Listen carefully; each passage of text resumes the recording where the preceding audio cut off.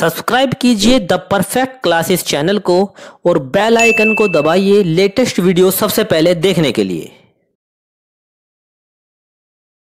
Friends, आप सभी का आपके चैनल द परफेक्ट क्लासेस में स्वागत है। शिक्षा निदेशालय राष्ट्रीय राजधानी क्षेत्र दिल्ली की वर्कशीट नंबर 28 डिस्कस करें बच्चों। क्लास 8 की वर्कशीट है सामाजिक विज्ञान की, 12 नवंबर 2021 की। टॉपिक है भारतीय संविधान के मुख्य लक्षण 3।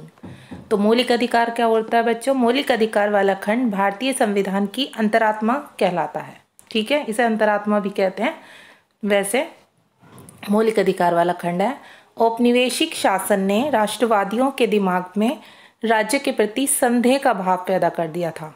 संदेह मतलब जिसमें कुछ शक होता है। इसलिए राष्ट्रवादी चाहते थे कि स्वतंत्र भारत में राज्य की सत्ता के दुरुपयोग से बचने के लिए कुछ लिखित अधिकार होने चाहिए। मतलब लिखित में होना चाहिए कि कौन से अधिकार मिलने चाहिए।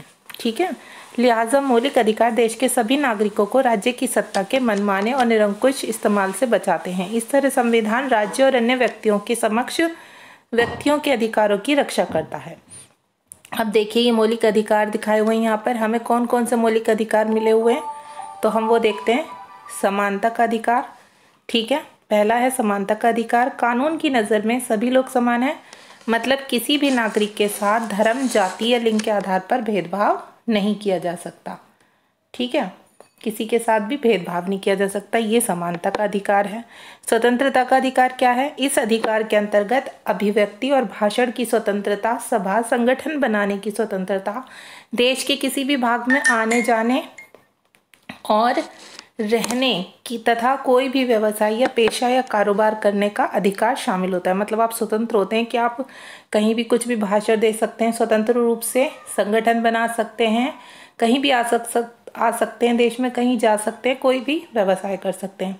शोषण के विरुद्ध अधिकार मिला हुआ है सभी को। संविधान में ये भी कहा गया कि मानव व्यापार जबरिया मतलब जबरदस्ती, ठीक है, श्रम और 14 वर्ष से कम उम्र के बच्चों को मजदूरी पर रखना भी अपराध है।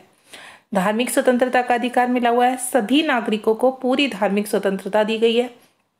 प्रत्येक व्यक्ति को अपनी इच्छा का धर्म अपनाने, उसका प्रचार प्रसार करने का अधिकार है। अच्छा, सांस्कृतिक और शैक्षणिक अधिकार क्या है? संविधान में ये कहा गया है कि धार्मिक या भाषाई सभी अल्पसंख्यक समुदाय अपनी संस्कृति की रक्षा और विकास के लिए अपने अपने शैक्षणिक संस्थान खोल सकते हैं। संवैधानिक उपचार का अधिकार क्या दिया हुआ है? यदि किसी नागरिक को लगता है कि राज्य द्वारा उसके किसी मौलिक अधिकार का उल्लंघन हुआ तो इस अधिकार का सहारा लेकर वह अदालत में जा सकता है। अब प्रश्न नंबर 1 देखते हैं, मौलिक अधिकारों से आप क्या समझते हैं? तो इसका आंसर आप ये लिख देंगे। देखो, आंसर नंबर 1 है बच्चों ये।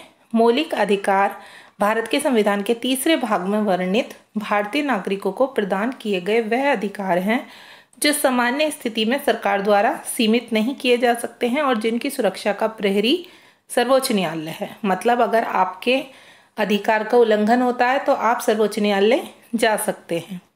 ठीक है, अब आगे देखते हैं हम देखते हैं अब क्वेश्चन नंबर 2।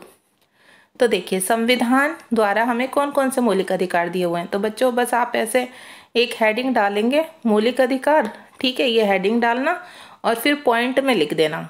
बस पॉइंट में नंबर 1 में लिखना समानता का अधिकार, ठीक है। नंबर 2 में पॉइंट डाल के लिखना आप स्वतंत्रता का अधिकार। बस ये पॉइंट डालना, आपको पूरा डिटेल नहीं देनी। नंबर 3 डालकर लिखना आप शोषण के विरुद्ध अधिकार। नंबर 4 पॉइंट डालकर लिखना धार्मिक स्वतंत्रता का अधिकार। 5 पॉइंट डालकर लिखेंगे सांस्कृतिक और शैक्षणिक अधिकार। 6 पॉइंट डाल के लिखेंगे संवैधानिक उपचार का अधिकार। ठीक है, 6 पॉइंट डाल देंगे, हेडिंग डाल देंगे मौलिक अधिकार।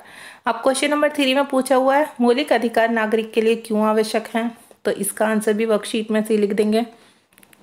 देखो, यहाँ से लिखेंगे, ये आंसर नंबर 3, यहाँ से लेके यहाँ तक क्या लिखेंगे इसमें? मौलिक अधिकार देश के सभी नागरिकों को राज्य की सत्ता के मनमाने और निरंकुश इस्तेमाल से बचाते हैं। इस तरह संविधान राज्य और अन्य व्यक्तियों के समक्ष व्यक्तियों के अधिकारों की रक्षा करता है। इसलिए आवश्यक है क्योंकि सत्ता के मनमाने ढंग से पब्लिक को बचाया जा सके। ठीक है, अब क्वेश्चन नंबर 4 है स्वतंत्रता के अधिकार के अंतर्गत दिए गए अधिकारों की सूची बनाइए। तो देखिए, बस इसमें आपको क्या करना है बच्चों, देखिए इसमें आपको ये पूरा यहाँ से लेके स्वतंत्रता के अधिकार हेडिंग डालेंगे, यहाँ से आंसर नंबर 4 लिखेंगे, यहाँ से यहाँ तक ये पूरा लिखना है, ये पूरा ये जो बॉक्स है ये आंसर नंबर 4 में लिखना है आपको।